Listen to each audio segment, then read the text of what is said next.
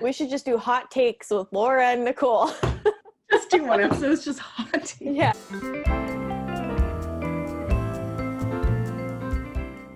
Welcome to this week's Read This Next with Laura and Nicole. This week we are talking about speculative fiction, and I will let Laura define that for you because I'm not sure still. Speculative fiction, it's really just kind of a fancy way to say anything other than realistic fiction, really. It encompasses any genres that have elements that aren't part of recorded history or observed phenomena, which makes it sound way fancier than it is. But yeah, it's basically just anything that isn't realistic. Mm-hmm. So if it's sci-fi or fantasy or horror or any of that stuff, it all counts as speculative fiction. So when I suggested speculative fiction, it was so that, you know, you could read a fantasy thing and I could read a sci-fi thing, and it all falls under the same big umbrella. And it worked. It did work. That was the reasoning. So this week specifically for speculative fiction, rather than just talking about the genre as a whole, we are going to be focusing in on Black authors that have written speculative fiction. So we have 4 highlights as per usual and 2 recommendations, and we will get right into them right now. The first highlight, we both don't have our printed copies today, so you're going to see our glasses swap screens all the time. So our first highlight is A Blade So Black by L.L. McKinney. It's from the Nightmareverse series, and I believe the second one is out right now. But is it YA? Yeah. This one? Yes, yeah. YA. I think we have it at Brody specifically. But anyways, so the first time the nightmares came, it nearly cost Alice her life. Now she's trained to battle monstrous creatures in the dark realm known as Wonderland with magic weapons and hardcore fighting skills. Yet even warriors have a curfew. So obviously, Alice in Wonderland theme. Life in real-world Atlanta isn't always so simple, as Alice juggles an overprotective mom, a high-maintenance best friend, and a slipping GPA. Keeping the nightmares at bay is turning into a full-time job. But when Alice's handsome and mysterious mentor is poisoned, she has to find the antidote by venturing deeper into Wonderland than she's ever gone before. And she'll need to use everything she's learned in both worlds to keep her from losing her head, literally. Goodness. I know. Fun! You know, I do enjoy a good Alice in Wonderland reimagining. Mm-hmm. Heaven knows there are so many out there, and I can think of like 3 in YA alone. Yeah. But this one sounds kind of fun. Mm-hmm. Sounds like a good time. What was it? She's a hardcore fighting? I have hardcore fighting skills. Hardcore fighting skills. Yeah, hardcore fighting skills. Sure. Yeah, that sounds good. Mm-hmm. And the cover, all the way, has like a spade on it, I think. And I guess that's the blade. So black. Love it. Yes. That's like presumably, I wonder if it's going to be all 4 and it'll go through all the different... I'm not sure. The different suites in a pack of cards. Let me look up what the next one in the series is. Could be. A Blade So Black, and the second one is A Dream So Dark. So they missed an opportunity there. They did. They did. Could have done a Janet Ivanovic and just went through all of them. Easy branding. They missed out on. They missed it. But looks good. It does look good. This is why we should be marketing geniuses for. Yeah. Obviously. Talk to us. We'll market for you. Okay, so that's a YA one. A little bit not as well-known title. This next one we're going to rec is huge. This author, like, huge big deal. She wrote a trilogy, and every single book in the trilogy won a Hugo Award. Wow. Which is like that industry's Oscars, basically, if you don't know what a Hugo is. So that's a huge deal for every single book in your trilogy to get the, like, phenomenal. Mm-hmm. So the author's name is N.K. Jemisin. And I looked her up, and she just recently, like this month, got the MacArthur Fellows Program Genius Grant. Wow. Which is very cool. I'm always excited when people get the Genius Grant. Can you imagine? I can't. What a fun thing to get. So she also has some other standalone books you can check out, a more recent one than these. But so this particular series, this trilogy, the first book is called The Fifth Season. It's the Broken Earth trilogy, and it's about terrible things that have happened. Of course. It literally says 3 terrible things happen in a single day. So Essen, a woman living an ordinary life in a small town, comes home to find that her husband has brutally murdered their son and kidnapped their daughter. Oh, Meanwhile, yeah, I know, not so lighthearted now, are we? no. Meanwhile, mighty Sansi, not sure how you'd say that, but that would be my guess. The world-spanning empire whose innovations have been civilization's bedrock for 1,000 years collapses as most of its citizens are murdered to serve a madman's vengeance. And worst of all, across the heart of the vast continent known as the Stellas, a great red rift has been torn into the heart of the earth, spewing enough ash to darken the sky for years or centuries. That's not even the end of the description of the first book. And, you know, so then now our main character has kind of, there's a personal stake, right? And then there's also like a greater picture of this entire, of her particular civilization. And then there's even a greater picture of like this entire planet. So lots of like macro and micro little pieces going on in the story. Sounds intense. Lots to it, complicated, but probably very, you know, going by all the awards and reviews, very worthwhile read. Sounds like really super in-depth, which is cool. Yes, interesting, good, lots of world building, complicated stuff. That's what I like. So it is. So highly recommended, those books. Our next one is called Binti, and it's by Nnedi Okorafor, and it is a series, I believe. I can't remember what the other ones in the series are called. No idea, but check them out. I'll put them in the show notes. Sounds good. Okay, so this is the description. Her name is Binti, obviously, and she's the first of the Himba people ever to be offered a place at Umza University, the finest institution of higher learning in the galaxy. So it already sounds like it's going to be a little more sci-fi, which sounds cool. But to accept the offer will mean giving up her place in her family to travel between the stars among strangers who do not share her ways or respect her customs. Knowledge comes at a cost, one that is Try that again. Knowledge comes at a cost, one that Binti is willing to pay, but her journey will not be easy. The world she seeks to enter has long warred with the Meduse, an alien race that has become the stuff of nightmares. Umza University has wronged the Meduse, and Binti's stellar travel will bring her within their deadly reach. If Binti hopes to survive the legacy of war, not of her making, she will need both the gifts of her people and the wisdom enshrined within the university itself. But first, she has to make it there alive. Lots going on again. Yeah, it sounds like sci-fi, but mixed with fantasy again, which is, I mean, I guess kind of what they both are. Speculative fiction. Oh! Just totally pulling it together. Yeah. Yes, pulling it all together. And that author, again, big name, you know, lots of really well-known popular books, and we'll include them in the show notes. And one I keep coming across over and over, as I think I keep hearing about it as a horror recommendation, horror, if I can say that right. It didn't sound like you said horror at first. No, that's why I had to re-say it. Horror. Who Fears Death, the book is called. Okay. So like, you know, there's some death coming in that book. Absolutely. She's there. When I was looking up, like, I was obviously researching who are the speculative fiction authors who are Black. Octavia Butler's name also came up a ton. So a lot of these authors that are very well known, very good at what they do. So check them out. But Octavia Butler was another one that was in there too. I'll just throw that out before I forget. Yes, she's like, I would say, almost the cornerstone of the canon, really, right? So if you have read those, because you've heard about her before, try some of these other ones as well.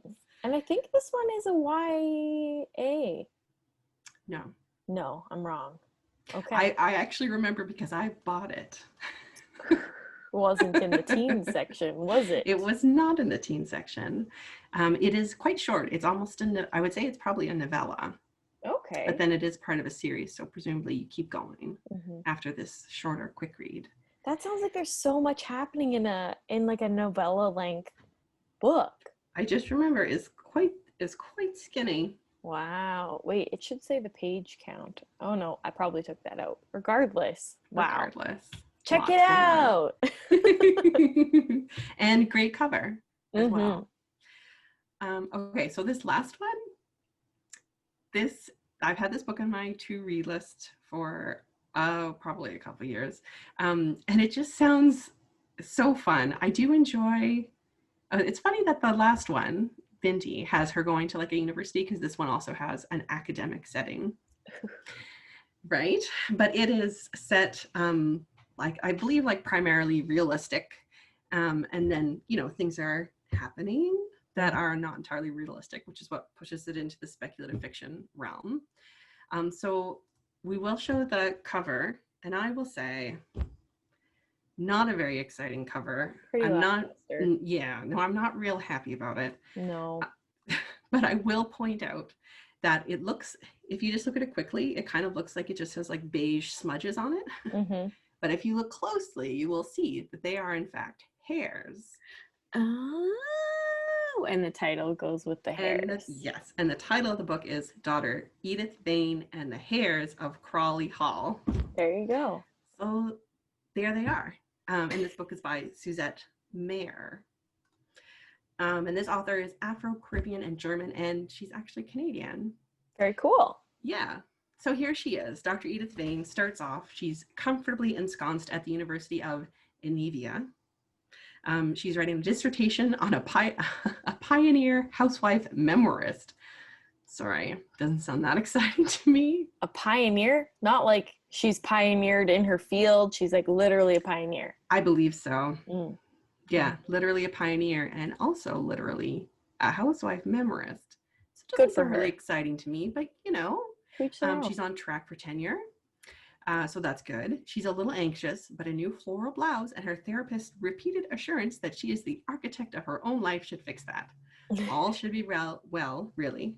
And then here's where things get more exciting, except for her broken washing machine, her fickle new girlfriend, her missing friend Coral, her backstabbing fellow professors, a cutthroat new dean, and the fact that the sentient and malevolent Crawley Hall has decided it wants them all out, and the hall and its hellish hairs will stop at nothing to get rid of them.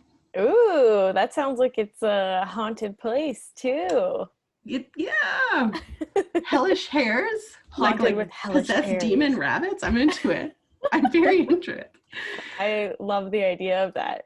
Isn't that fun? So it says like an unholy collision of The Haunting of Hill House, Charlie Brown, and Alice in Wonderland.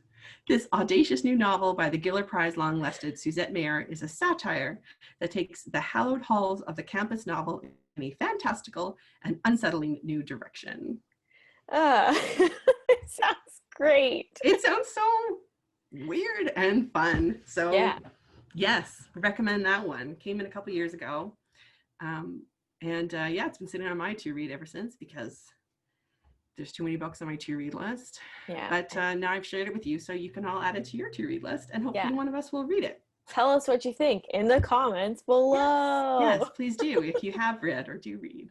Yeah. But that's it for our highlights. Mm-hmm. So now we're going to go into our personal recommendations. Mm-hmm. You want to go first with yours? Sure. Okay, my recommendation is The Good Luck Girls by Charlotte Nicole Davis. Really good. I'll explain like what I remember from it, but the tagline of it is Westworld meets The Handmaid's Tale in this stunning fantasy adventure from debut author Charlotte Nicole Davis. Those are two pretty hot properties. Yeah, Okay, so it's about these girls. Okay, so back up, sorry. It's in a society. We live in a society called Arquetta, I believe, is the name of like their overall country. And then there's different areas. And the basic idea is there's two groups of people that I'm pretty sure it's an analogy for slavery. because there's one Sure. group of people, they had their shadows taken away and they are forced to work in mines or work in what are called good luck houses, which are basically forced prostitution from the age 16 onwards. So it Mm, sounds darker than it is, but that's all in like the first chapter you learn this.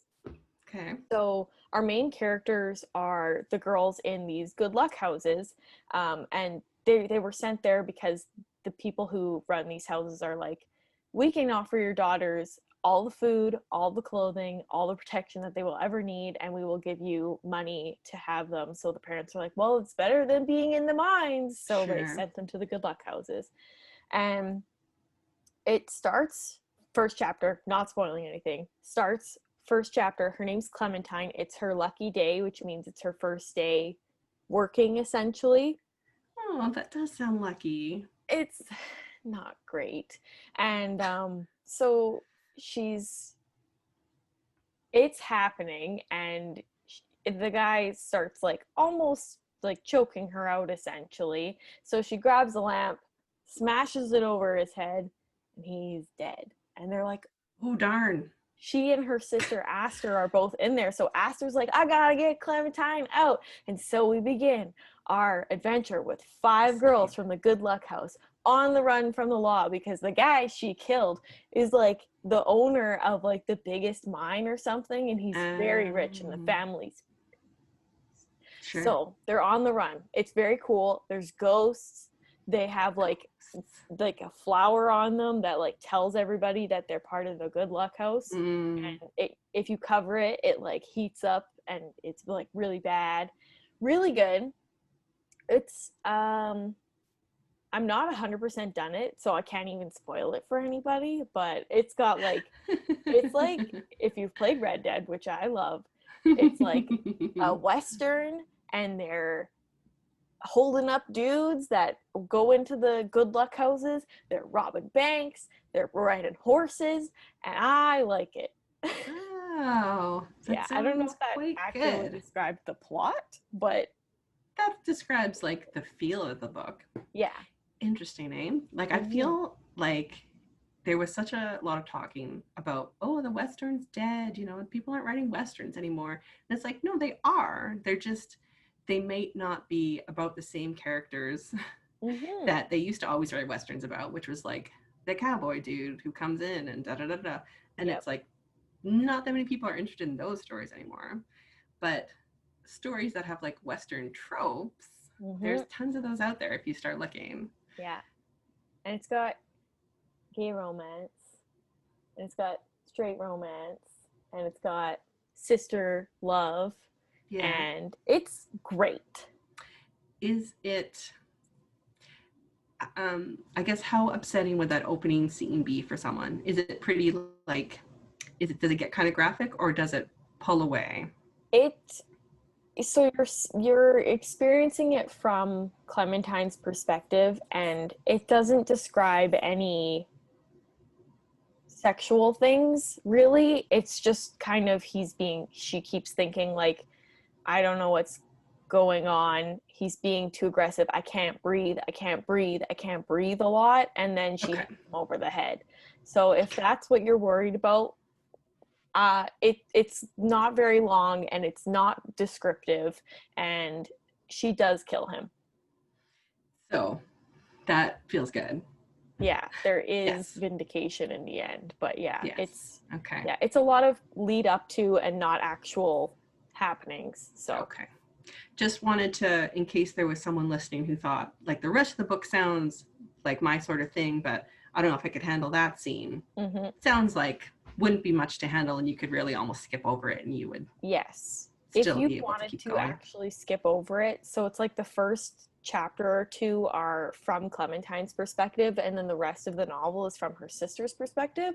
So if you Okay. wanted to skip that, just go right to when Aster is speaking, and then you just jump right into it. It's great. And there you go. That Yeah. sounds really good. Hmm. Um, yeah, there was a couple of books last maybe 5 years ago. There was like 2 or 3 different steampunk YA westerns that came out all at the same time Nice. that were like, adventures and holding people up and cowgirls and all this stuff. Always good to hear about more. Hmm. Interesting. Sounds really good. Yeah, it Yeah, is. I mean, I'll keep you up to date on what the actual ending's like, but I'm pretty sure sure. it's a series, so I'm looking forward to it. Very good. Very Yeah. good. Okay.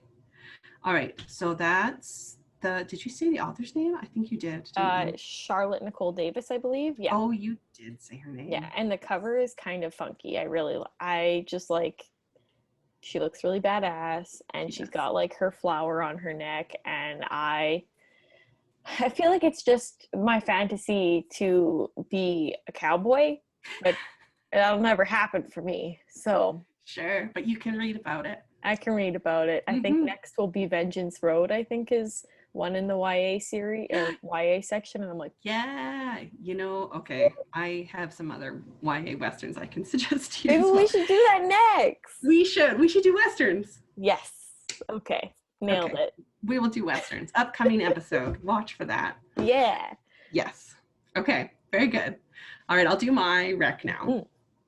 So mine is, um, it is called Lakewood, and it's by Megan Giddings. And it is one that is, again, set in a very realistic real world. And then things start happening that are very unsettling. Um, Sort of maybe near future things, like not stuff that we know is happening in the world right now, but it doesn't seem impossible that it Okay. could be happening or it could happen within the next 5 or 10 years, that sort of thing. So it's about a young woman who's in university, I believe. And when the book starts, her grandmother has just passed. And she lives with her grandmother and her mother. And her mother has some really significant illnesses that require a lot of healthcare, medications, and then also like physical assistance she needs, like just Mm-hmm. to get around the house or deliver life.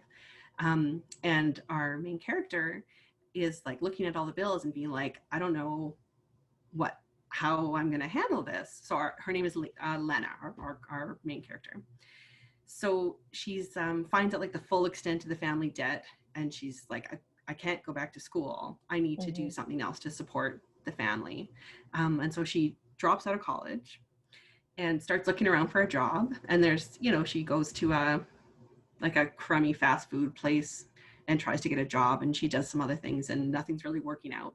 And then she gets a letter in the mail, and it says, it's information about like a study, a drug trial sort of study, or and you could be part of improving people's health, because we need people who will test these medications so that we can find out if they work for people.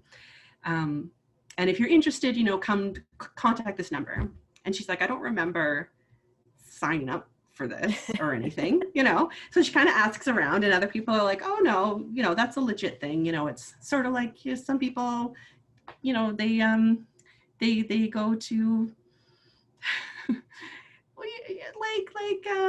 I can't remember the word for it now. Not, there's blood donors, and then there's other things you can donate. Yes. Yeah, so they're like, it's sort of like that, it's not that big a deal.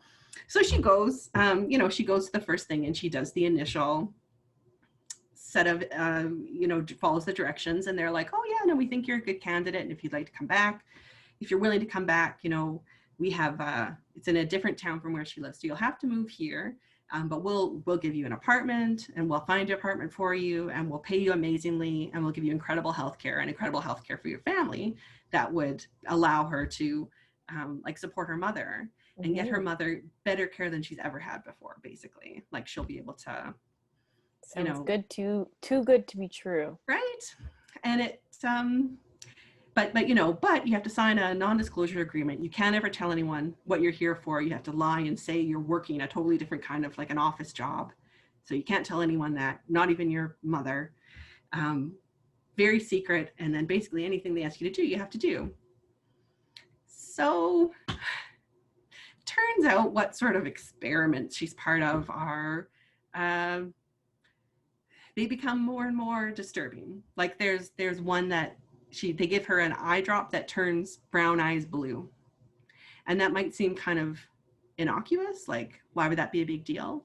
But then they want her to go to a bar, and they follow her and observe her to see how other people respond to her as a person who is Black and now with blue eyes. Oh. So they're doing it, like, not only is it is like medical experiments, they're also doing weird psychological and And social. sociological Yeah. things. And then she notices pretty quickly that, strangely, pretty much all the doctors, the people who are running the organization, the observers that are all over the place, they all happen to be white people. And then herself and other people who are actually members of the study are Black or other people of color. It's like, seems problematic. A little sus. Yeah. And so, she's told that the discoveries that they're making in Lakewood will change the world, right? But as she learns more about it, she has to kind of measure, like, how much is she willing to sacrifice for her family? How much is she willing to sacrifice of herself, right? Like, it becomes very dehumanizing what they're asking of her. It's really good, really interesting. It doesn't have, like, it's not like everything comes to a climax and there's a big explosive sort of ending. It's sort of just, it does come to a close, and there's some things that, conclude. So you do feel like, oh yeah, like, you're not like, oh, this just kind of faded away. It does have a solid ending, but it kind of leaves a lot of things open for you to consider. And one of the books that it's compared to, and I didn't read this, but a couple of years ago, that book, The Secret Life of Henrietta Lacks, was really, really big. And it was about how, like, people of color's bodies have been used and abused for medical experiments, or like, very dehumanizing, without any disregard for them as people. And this is kind of looks at a modern way that this same sort of thing could happen or could be happening. Like, it seems very probable that that sort of thing could be going on, and maybe not there, like, our science has possibly not. I mean, maybe people are doing things this wild. It seems like we're not at the level of the kind of experiments this organization is doing, but it certainly doesn't seem impossible. And a lot of those things, if you wanted to try out those medications, someone has to be the guinea pigs, right? So yeah, really thought-provoking. Makes you think about, like, why the sort of moral dilemmas people have to make, right? When you have to make a decision between, feeding yourself or feeding your family, or taking on a job or a position that, like, they're not even treating you like a human, but you need basically to keep the other members of your family alive. You need to take it. It is really good. Yeah. Very good, provocative and thrilling. An unflinching look at the moral dilemmas many working class families face, and the horror that has been forced on Black bodies in the name of science. Very good. Obviously, not a real, like, happy time book, but good. Available on Cloud Library. Highly recommended. Yeah. So the Good Luck Girls is also available on Cloud Library. I think the one you're talking about is The Immortal Life of Henrietta Lacks. Yes, it is. What did I say? You said The Secret Life of, and I think you were Secret Life of Walter Mitty or Secret Life of Bees. Secret Life of Bees. Yeah, I know Patience read that one, and so has my friend. So I've heard every detail about it, because when Patience reads a book, she's like, "Are you ever going to read it?" And I'm like, "No." So check out that one. It's a true story. Yes. It's very good. That one's basically about a Black woman who had a mutation that scientists later used without giving her permission, or without taking her permission or giving her any credit for, like, recognition. tons of cures. Yeah. It's fascinating. It is. Yeah. And so if you have read that one, this one might be worth checking out as well. Yeah. Well, I guess those are our recommendations.